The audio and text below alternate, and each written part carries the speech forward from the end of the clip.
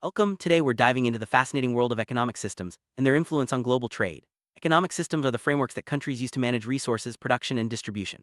These systems shape everything from what goods are produced to how they're traded across borders. As we explore, you'll see how the choices nations make about their economies ripple out affect international relationships, trade policies, and even the prices you see in store. Let's start by understanding what economic systems are and why they matter in the context of global commerce. There are several main types of economic systems: traditional, command, market, and mixed economies. Each system has its own way of answering the basic economic questions: what to produce, how to produce, and for whom to produce. Traditional economies rely on customs and traditions, while command economies are directed by the government. Market economies let supply and demand guide decisions, and mixed economies blend elements of both government intervention and market freedom. Understanding these systems helps us see why countries trade the way they do. Traditional economies are often found in rural or developing regions. Here, economic decisions are based on customs, beliefs, and long-standing practices. People typically produce what they need for their own use with little surplus for trade. Because of this, traditional economies usually have limited involvement in global trade. However, when they do trade, it's often for goods they can't produce themselves, like technology or manufactured items. This system highlights how cultural and historical factors can limit or shape a country's role in the global market. A command economy, the government makes most or all economic decisions. This means the state decides what goods are produced, how much is made, and at what price. Countries like North Korea and historically the Soviet Union are examples of command economies. When it comes to global trade, command economies may restrict imports and exports to maintain control over resources and protect domestic industry. This can lead to limited participation in global markets, but also allows for strategic trade partnerships.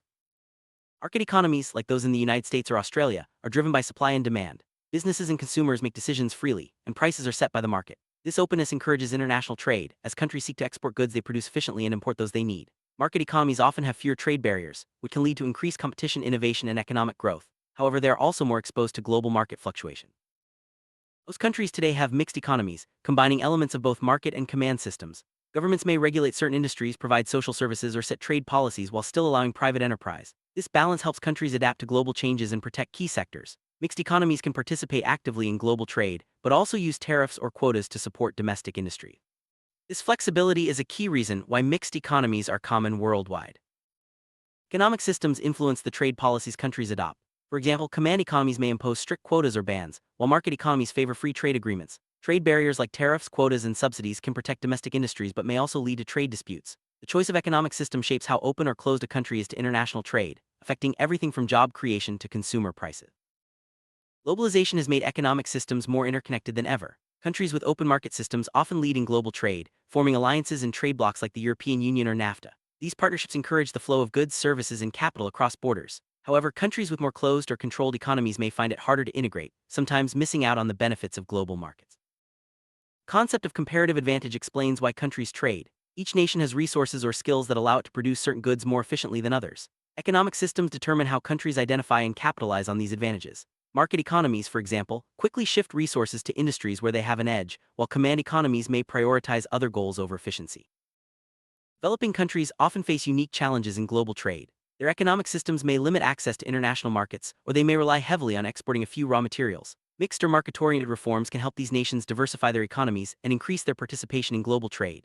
However, they must also manage risks like price volatility and competition from larger economies.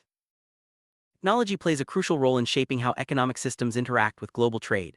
Advanced economies use technology to boost productivity, streamline logistics, and access new markets. Even command economies are adopting digital tools to manage trade more efficiently. The spread of technology helps level the playing field, but also creates new challenges, such as cybersecurity and digital divides. Trade agreements are formal arrangements between countries to facilitate commerce. The type of economic system influences the kind of agreements a country pursues. Market economies often seek free trade deals, while command economies may prefer bilateral agreements with strict terms.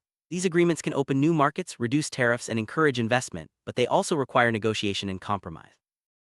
Country's economic system affects its trade balance, the difference between exports and imports. Market economies may run trade deficits or surpluses depending on competitiveness, while command economies often aim for balanced or surplus trade through state planning. Mixed economies use a variety of tools to manage their trade balance, including currency policies and export incentives. Every economic system faces challenges in the global marketplace. Market economies must deal with competition and economic cycles, while command economies may struggle with inefficiency and lack of innovation. Mixed economies try to balance growth with social goals. Despite these challenges, global trade offers opportunities for growth, innovation, and improved living standards when managed wisely. Summary: economic systems shape how countries engage with the world and each other. From the goods on our shelves to the jobs in our communities, the influence of these systems is everywhere. As globalization continues, understanding the link between economic systems and global trade becomes even more important. By recognizing these connections, we can better navigate the challenges and seize the opportunities of our interconnected world.